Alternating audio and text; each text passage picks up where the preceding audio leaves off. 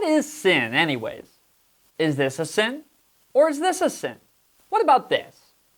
The simple question has to be among the all-time most asked questions of Christianity. So let's answer it from the deeper things perspective. What is sin? And why is it such a problem?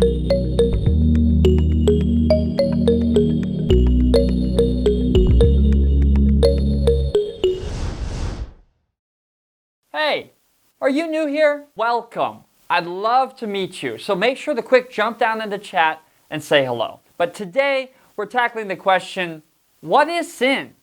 And there may not be another Christian question that is more ancient and yet remains so relevant as the question of sin. The Christian understanding of sin reaches back to the 3rd chapter of the book of Genesis, the name of which literally means in the beginning.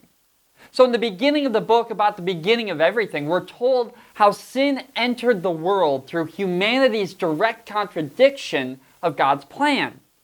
Remember that fruit thing? And ever since then, humans have been asking the question, what is sin? The answer to that question is shockingly simple. Sin is our human deviation from God's plan. From this one simple idea, there's a veritable buffet of illustrations that might help us. Sin is missing the mark, straying from the path, violating the divine law, stubbornly resisting God, and falling from grace. None of these illustrations are perfect, but all of them are helpful. Because even though sin may not be that difficult to define, it is nearly impossible to completely understand. Very few of us actually want to become PhDs in the theological, biblical, or historical understandings of sin. What we really want to know is, can I do this? Generally, we stand on one side of the line, looking over at something that we would like to do, held back by the invisible string of conscience. From this vantage, sin is an endless series of, can I fill in the blank questions? Can I smoke?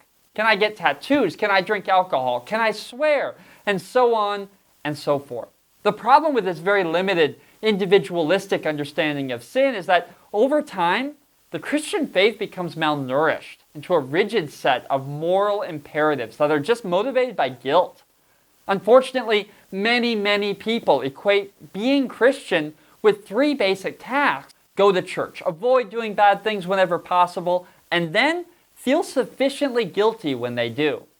In the worst cases, some add a 4th task, to vehemently point out the guilt of others as loudly and often as possible. This is not only a reduction of the full gospel, it actually fails to take the true weight and seriousness of sin into account. The deeper problem with sin isn't just the sum total of the wrong things that we've done. It is the fact that sin is intertwined in our deepest nature. The Apostle Paul describes what theologians call original sin when he writes, "None is righteous, no, not one. No one understands, no one seeks for God. All have turned aside. Together they have become worthless."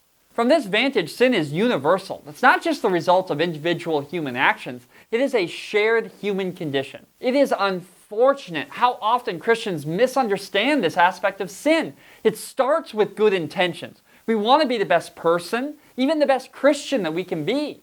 In fact, one modern theologian defined original sin as that thing about humanity which makes them capable of conceiving of their own perfection and incapable of achieving it. We spend so much time trying to be sinless that we become fixated on ourselves until we're trapped by our own pride and self-centered morality. This is why our sin questions often start with good intentions, but ultimately lead us to dead ends. We start with an incredibly simple binary question. Is it a sin to fill in the blank? If the question's no, we're thrilled. We go on with our day. If yes, we have a moral dilemma. And no one likes moral dilemmas. But what if it isn't a sin, but it's still rooted in our sinful motivations? We all know the answer to the question, is it a sin to commit adultery? The obvious answer is yes!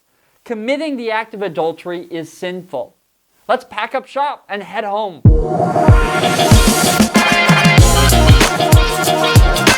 Jesus takes it one step deeper. But I tell you that anyone who looks at a woman lustfully has already committed adultery with her in his heart. In this case, Jesus clarifies that sin is not just the actions that we commit, but the intentions of our heart.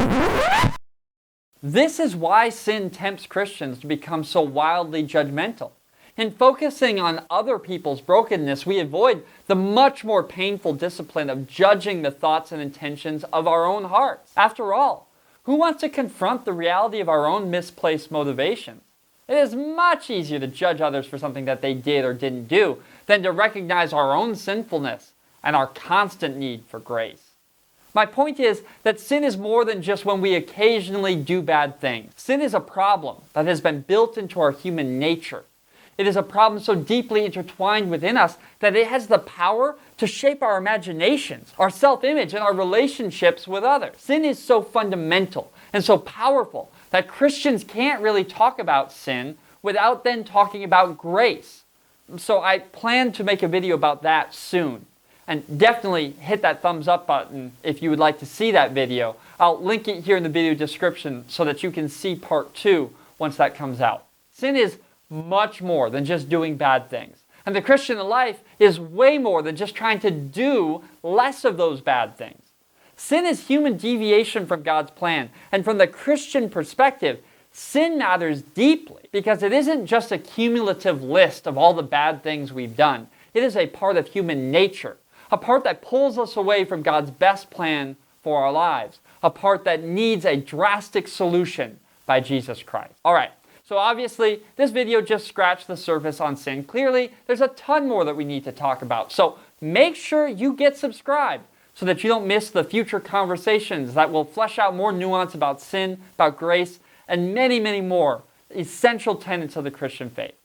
But for now, my name is Michael Gwecki. Thank you for being here. This is my new channel, Deeper Things, where our ancient Christian faith inspires us to become people of deeper faith today. If you haven't already, jump down to the comments, let me know that you were here, introduce yourself, and as our community continues to grow, I'd love to hear what questions or topics that you'd like us to discuss here in the future. In fact, today I'm proud to announce that the Deeper Things community is growing with a new Facebook page. On this page, I'll be sharing regular updates on the channel, give you some updates on future videos that are coming out, have some giveaways, and much, much more. So be sure to join that community at facebook.com/deeperthings. Thanks again for joining me today. I look forward to seeing you again next time on Deeper Things as we seek to take one step deeper in our faith every day.